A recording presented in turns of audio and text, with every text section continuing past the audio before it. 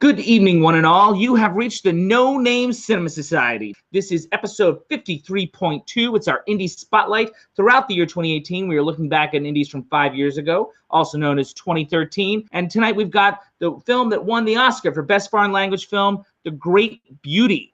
Hello, everybody. My name is Jonathan Betzler, one of your hosts here, and I'm here in Los Angeles with Luke here, who's with me. So we're both very excited to talk about this movie with you, and I've got a couple other fun folks to talk about the movie as well, my co-hosts, if you will. And I'm going to start with a self-proclaimed king of high society and misanthrope, Drunk Davey.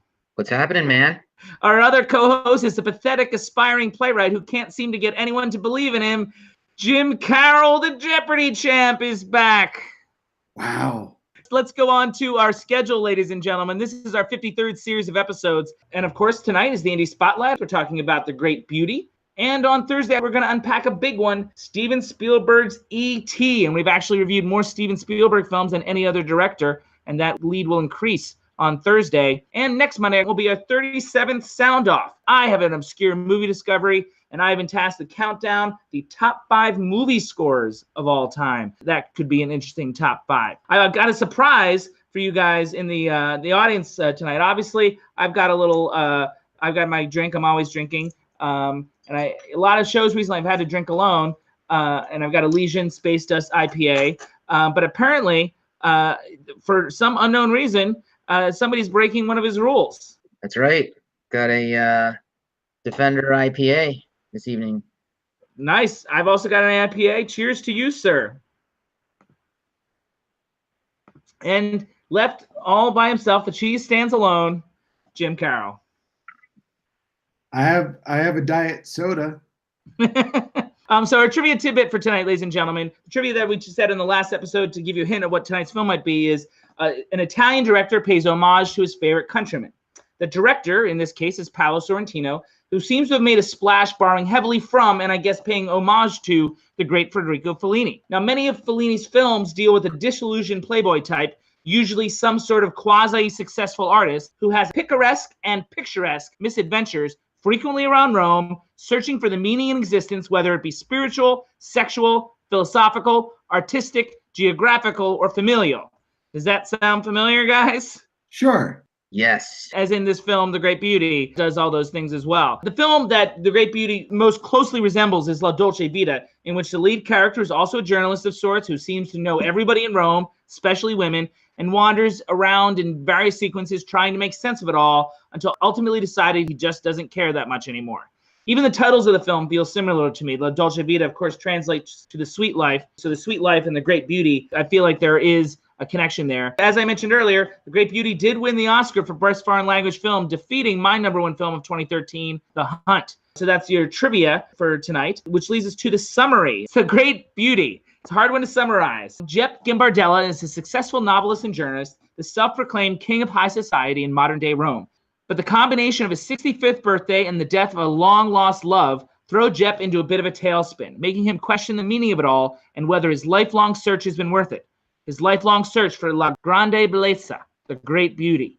As with most indies, one of us has to recommend it, and that's the person that goes first. I'm the one recommending it, so I get to go first, making my case to the others.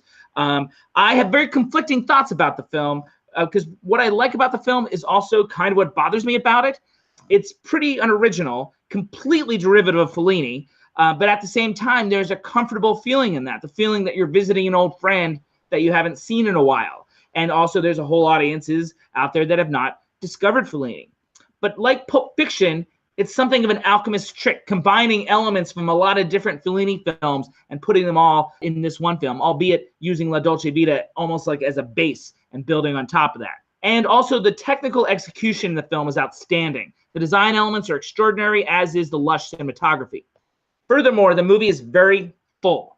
It feels like it's about everything, so much so that we might have to get to the T word pretty early tonight. I have a feeling that Davey will try to evaluate the story of this movie, but that's not what this is. This movie is not a story.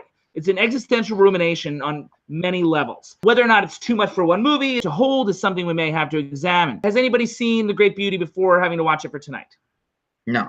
No, this is my first time. Jim, I imagine you've seen La Dolce Vita before. I have. It It's been probably 17 or 18 years. Davey, you're the big question mark. Have you seen La Dolce Vita? No, I know of it. I just from the what's that Scorsese doc, My Voyage to Italy, or Yeah. I've seen that. Cool. So now it's time for opening thoughts. And Jim really struggles at it. So we'll let Davey go first to give him a sense of how it's done. I think I like the idea of this movie more than the execution. Okay. And where does that put us on the Davey scale? It's too bright. It's too bright. Too bright. Understandable. Okay. Jim, your opening thoughts. One sentence. Can you do it? I think this is a film that walks a very fine line between pretentious and meaningful. And I think at the end, for me, it lands on the meaningful bit. But it is a tightrope walk for most of that movie.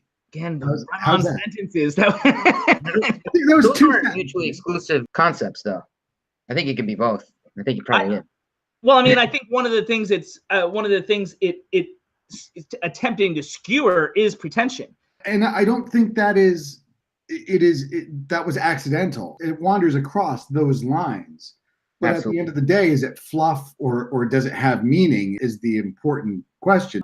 But before we get too deep into the T word, which we'll obviously have to get to fairly quickly tonight, I do want to talk about some of the other aspects about it that are unique to this film, because a lot of the all this other stuff is very much in the world of Fellini.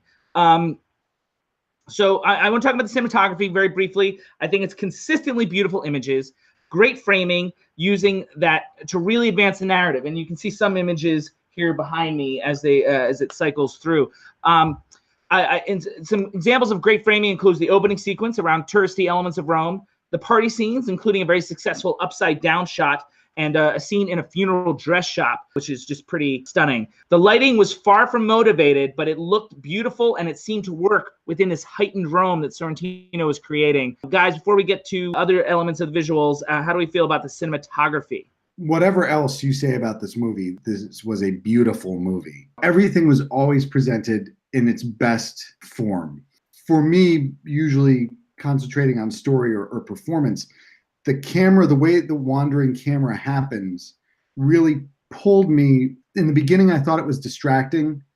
As it went on, I found it more and more pulled to Jep's frame of mind. As the movie went on, there seemed to be more elements of stillness too. But I really caught me.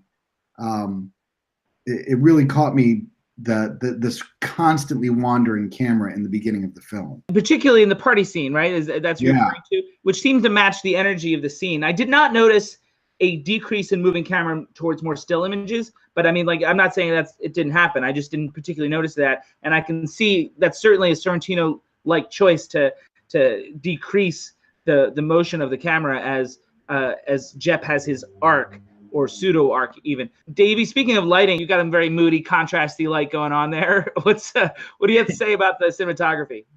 I couldn't turn that one on. I liked it. You need more frontal light is what you need to get brighter. Not stuff in the back is not going to help you. But it seems like that side of the room is too dark. Anyway, I like the cinematography. Felt like maybe it was a little overload. Every shot seemed to be spectacular, and with the moving camera and everything, it got to be a bit much. I noticed it a lot in the beginning, and I didn't notice it towards the end, and I'm not sure if it's because he stopped doing that or did it less, or I just tuned it out. Or got used to it. Got used to the language of the film, which is very possible. I always want a director to make all the choices that need to be made, fill the mise-en-scène. I want to have a discussion later of whether or not this movie tried to do too much and take on too much in terms of its message, if you will. At the same time, I didn't necessarily have an issue with the cinematography in general. I'm not going to criticize a film for having too many beautiful images. Like, I don't feel that necessarily. It's fair.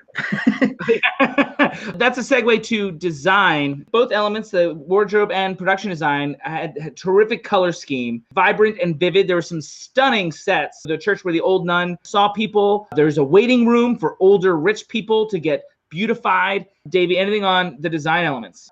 No, I didn't take any notes of it. Do you ever take notes? Yeah, I do. I do sometimes take notes. Not lately. Jim, design. The set design was beautiful. The magician sequence with the giraffe. Also felt very, very Fellini to me, but yeah, go ahead. Yes. In my dreams, I want to dress the way that Jepp dresses throughout that movie as an older man.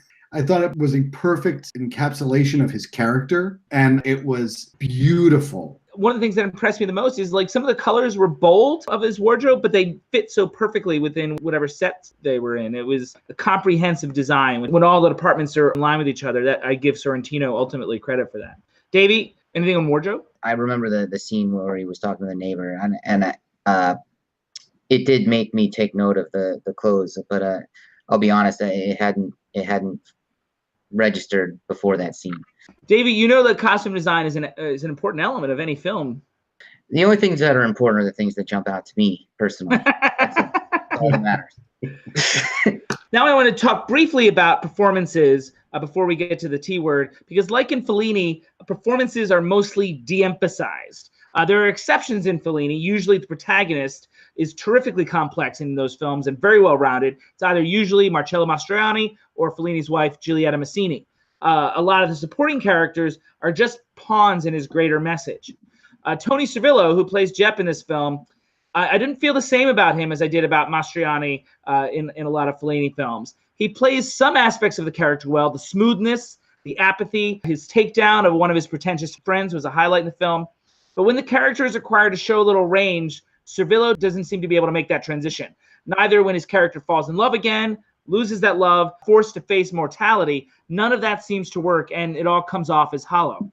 Servillo definitely has a presence, but he lacks Mastroianni's charm and depth. I think it's an overrated performance. It's not a huge drawback for the film for me, but I don't think it's award-worthy or anything like that. It was fine. It didn't stand out to me. Jim, you're the actor. You're going to disagree? I will a little bit. I will agree that he does not have the charm of Mastroianni. For this, what you're reading as hollow came off to me as somebody who's trying to figure out what he's feeling. I mean, I understand that's what the script had intended, but I didn't feel that from him at all. Davey. I definitely disagree. I disagree in part. It certainly is an understated performance. Maybe I was reading more into it than was actually there, but I felt like I could see kind of sadness in his gait and in his expression, the emotional toll that Rome had taken on him over the years.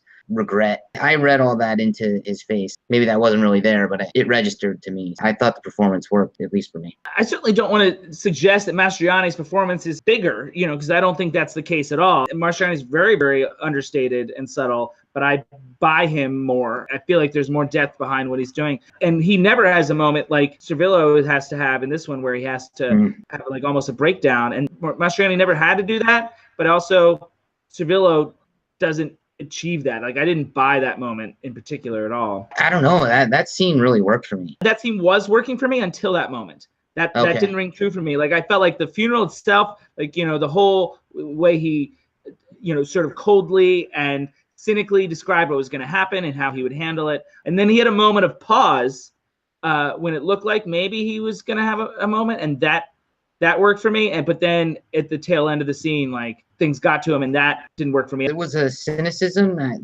was permeating throughout the film up until the scene that we talked about. It was intentional. It was well done, but it was also keeping me from connecting with the film. That scene finally pulled me in. It sucks that it's 2 hours in the movie, but I think that is an issue with the film, is like it lacks an emotional engagement for me. The one scene that I felt really connected with me is the picture a day.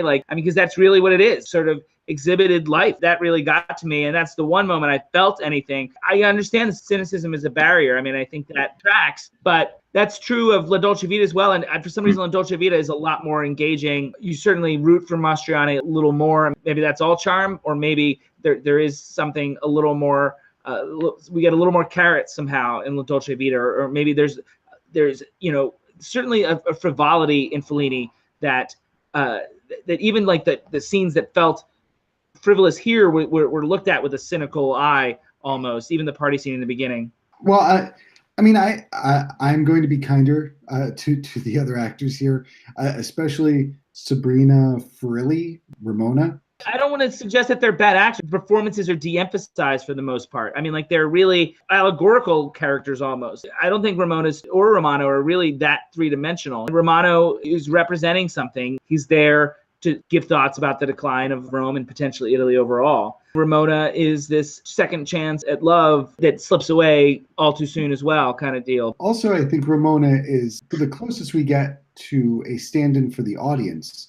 Somebody who's not for this. I agree with that, but that's society. also, I agree with that, but that doesn't make her three-dimensional. I think Ramona is probably the closest we get to a fully fleshed out character. In like 5 minutes of screen time? No, I don't think so. I mean, she's not around that much. She's arm candy for much of her screen time. All of a sudden, randomly, she has an illness. That doesn't give her dimension. It's not random. Her father talks about her spending money and not knowing why. And again, that doesn't give her dimension. She's a flat character. She's meant to serve a purpose. I don't know if that's depth. If it's death, it's forced death. I know it's talked about, but it's not a feature of the movie. I do want to talk about editing. Again, we talk about two types of editing. The overall structure of the movie from an editing point of view, and then in-scene editing, almost two different art forms. In terms of the overall structure, I don't mind the fragmented nature. That's part of the homage to Fellini. That is what Fellini does. It's part of the package. I do mind, however, the sidetracks away from Jep.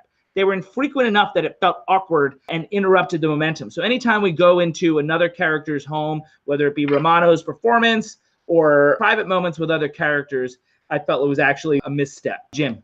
I mean, Romano specifically, I feel there was payoff to it because we needed that scene for his own realization to get to the second scene with him. There was no good reason for Jep not to be there. Jep should just be there and see it through his eyes. That would have been a whole lot easier and been on brand. In this particular case, I think we needed to see it through Romano's eyes. Shots would have all been the same. If Jep were there, that's all I'm asking. I just adding to put him in the scene.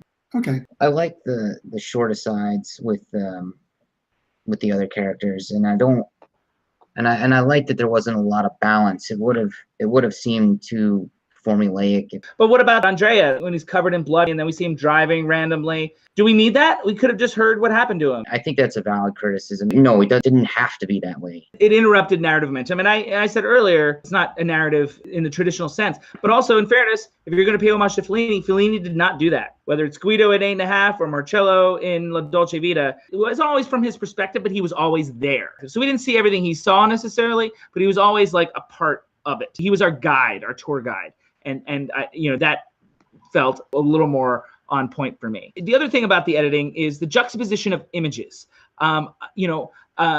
Sometimes it worked. I love the use of the ceiling to the water as transitions, like that. That really worked for me and felt very Fellini-esque and taking us inside the headspace of the character. What didn't work for me is when they had parallel editings that occasionally felt forced, trying to make connections between things that didn't really seem to link. Like in the end, connecting the super old nun to the love of his past. I feel like they were trying to say something about beauty there. That didn't track for me. It felt a little forced. Sounds like Davey agrees. Oh yeah, that is honestly I was almost creeped out by that. Is that one of your 4 notes that you made? No, but I remember now that you said it, I was like, oh yeah, that didn't work at all. Let's see if Jim disagrees. By that point in the movie, I was ready to go with it. I was ready to go, period, I think. Jim is a staunch defender. I like this movie. I'm recommending it. I like it a too. lot. It's interesting that Jim will not make a criticism of it. If I had more time, I probably would have gone back and watched it again. I need to watch it again. I never will. I would get a lot out of it if I did. Now that I know what the general story is, I feel like I missed so much. The movie is jazz, really. I mean, sometimes you have to have heard the whole song to know the structure, to appreciate what is going on with the improvisation. So the second and third time you listen to it, it makes more sense. So often this movie toes the line and even tips over into being complete pretentious nonsense and then just pulls back. I fall right back into it and I buy it. I can't really say I've ever seen a movie that is so consistently walking that fine line. That dichotomy that you're feeling has a two-pronged goal: to pay homage to one of Italy's greatest and also discuss all these themes that it seems to try and cover. So it's got a lot it's trying to accomplish, and I feel like that is butting heads with each other. Yeah. Oh, yeah, yeah. In terms of answering, for me, was it too much?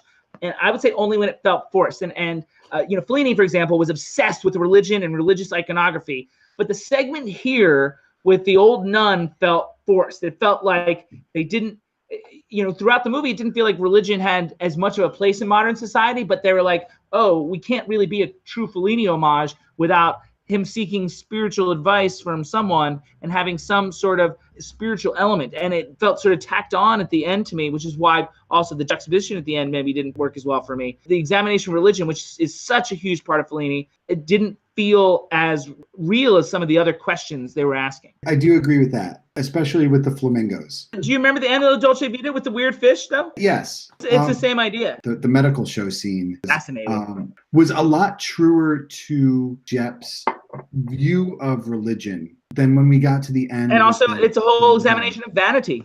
Yeah. So now it's time to open the can of worms here. And unfortunately, we don't have as much time for it. And it's time for Davey's least favorite time of any show, but it's unavoidable for the Great Beauty. It's time for the T word. And we call it the T word because he's afraid of the word themes. It makes him uncomfortable. He says it changes the way he watches movies, and he doesn't like it. We're ruining movies for him one week at a time. That's what this show is for. To ruin movies for Davey. Just to ruin them in general. You like movies, you watch this, and we'll cure you that disease. There's obviously a lot. All we talked about all night is how there's so much going on in The Great Beauty, which was why I think it won the Oscars. They felt like they didn't necessarily need to understand it. The fact that it was so weighty that they felt like they should award it somehow. Instead of something like The Hunt, which is very focused in its message. There's a line from the musical Nine, to make a theatrical reference for Jim's benefit. Nine is a musical based on 8.5. There's a line from a song that says, Fellini's movies are about beauty, truth, death, youth, love, life, anguish, angst. All those seem to apply once again here in The Great Beauty. Am I wrong, Jim? No, I think that's pretty accurate. And you remember that line in the Folie Bergère song, right? Sure. At its very sure. At its very core, this movie is searching for meaning in existence. And that's a big topic in and of itself. There are two things that are sort of subsects of that stood out to me in terms of this film. But before we get to those, guys, was there something that stood out to you guys? Probably not for Davey, so I'll let him go first because he probably won't have much to say.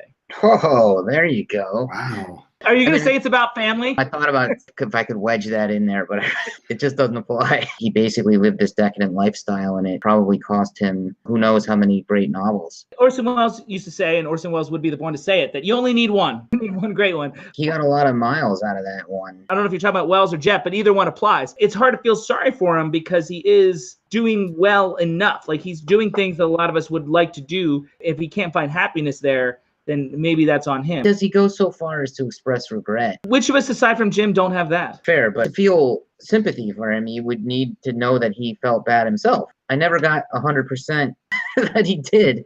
And that was part of my performance issues that I was worried about a little earlier. Jim, I have a couple of things, but did you have an additional theme? There's the theme of art, trying to make art and what makes art great. That he was a former artist who becomes an art commentator, but he has his own very strong biases against what makes real art. He calls out Talia concept? Yeah, that she's basically a fraud. It's pretense. Like, it's that whole examination of it's pretense that pretense you talked about earlier. It's art without substance. It's his own fear of trying to explore these themes again. His own fear of reaching out to try and create this art. He hides into this lifestyle of drinking until he gets moderately messed up and then going to bed when the sun comes up. He's finally being prodded now in his late life to actually look around and see his fake friends and his fake life, the void in it, and to try and reach out and find that real. This concept of retention is throughout Fellini as well, and I think it blurs the lines between art and life, because there's the art of the artist, there's his book, there's many different performances. I think about the little girl in the painting, the fine line between the pretense in art and the pretense in life. You talked about was being borderline pretentious.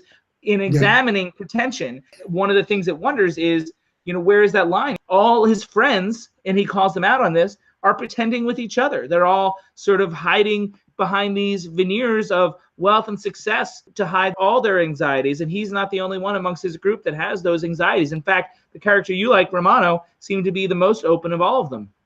Yes. And it's I think what we just happen to see Jep's journey in actually facing that. Towards the end, he's finding beauty in different places. He's finding Yes. beauty in family, not necessarily needing to be wealthy in order to be beautiful. I think he's finding beauty in the spirituality. I think he's finding beauty in his own past. I think he's finding beauty in memory. I think he's finding beauty in Rome again. Rome, by the way, and I've been to Rome. I've never experienced Rome the way that movie has created Rome. That's a segue to one of my themes. And obviously there's so much, but I just wanted to narrow it down to the things that really stood out to me as being at least unique. One thing that was really interesting to me is the juxtaposition of past and present Rome. And I feel like the movie seems to be obsessed with history, and the film itself being an homage to its own country's film history. And art. And this is in relation to your comment about art, Jim. I mean, and the way the film did this is constantly framing iconography and relics of Rome's past, whether it's statues or art or major landmarks, and the way that the past and the present are constantly in conflict with one another. The history of the country and the city seems to overwhelm these characters, almost as if haunting them the way that perhaps Fellini haunts Sorrentino. And perhaps it's the remnants of living up to the time when Rome ruled the world, and how disappointed would the old rulers of Rome be to see where Italy is now in global dynamics. Just like a lot of Fellini's work, the film seems to have a love-hate relationship with both the city and the country. A lot of the dialogue decries the decline of both, but the camera lovingly shows off, pardon the pun, the great beauty of the city. For me, art and its connection to Rome, the meshing of the past and the present, that to me was a real big theme of the movie, and not something that is dealt with as on the nose as some of its existential ruminations. The treatment of Rome in this film is definitely, I think it's a good point that it's not at all on the nose, because honestly, I mean, it's probably because it's not meant to be, but I can't tell you whether ultimately this is a pro Rome or just like Fellini, it's both. Like it really is. Fellini had a love-hate relationship with the city. Like in the films and the dialogue, he's constantly complaining about it, but then constantly showing off how beautiful it is. And this film does the same thing. That whole opening sequence sort of sets that tone right away, and the movie sort of picks up from there before we even meet Jep at all. One of the opening shots is the only rating that you see says Rome or death. But then we see Rome and death in that opening sequence. The other thing that I wanted to bring up is something that's a notable difference, I think, between the film and La Dolce Vita. I'm calling it aging in modern times. The age of the protagonist between this film and La Dolce Vita is the most notable difference. I wondered if it was suggesting that 65 today is the new 40. The existential, right? The existential midlife crisis that the characters are going through is very similar, even though they are 25 years apart. And both in this film and Sorrentino's follow-up film from 2015 called Youth, there are individuals that we would consider senior citizens that are very active and very confused, eschewing the old concept of age equaling wisdom. It seems to be the only original thing in Sorrentino's world, and it also seems to suggest that we never really do get the answers to the questions the characters pose. But maybe it's okay just to enjoy our time here and enjoy the beauty. Yeah, I think that 65 in a lot of ways is sort of a new benchmark. He recognizes that there's this next phase of his life. He has to move past the lifestyle that he's in. He has to face mortality a little more than Marcello Mastroianni's character does, but still echoes of a midlife crisis. And that parties. They were cutting it up. Yeah, they were partying like they were 25. And maybe there's something there about activity lengthening life. There's beauty in that, age being the number and not really a state of mind. Funny, I thought just the opposite. I thought it was that they weren't growing, that they were sort of forcing themselves to have this stunted. Is it really judging that? I don't think the film's suggesting they should be acting their age. I don't think it's the partying. I think it's the constant partying. Put 40-year-olds in there and it's the same idea. Is it worse that it's 60-year-olds? I mean, I think it might be a little bit sadder. It's crazy for 60-year-olds, man. Come on. That's a stereotype, though, don't you think? I mean, don't you want to be living the way you live now when you're 60? No. I mean, as someone, I'm 62. So, I mean, like, don't you feel like, I mean, like, I'm still living a very similar lifestyle. On that note, comment on aging, and we're going to move on. Our next show, however, is our classic movie discussion, and we're going to do another Spielberg movie. It's time for us to finally talk about E.T. Guys, anything else you want to say to the audience? Jim, you want to say goodbye? Goodbye. That was great. Davey. The movie's growing on me the more we talk about it. I don't know if I'd go so far as to call it a good movie, but yeah, we'll go good movie. We'll upgrade it by the No end of the longer too conversation. bright, and now it's just a good movie. Yeah, I think so. Wow. As we finally get Davey drinking a little bit tonight. That's very exciting. All right, kids. I hope to see you on for our classic. In the meantime, this meeting of the No Name Cinema Society is adjourned.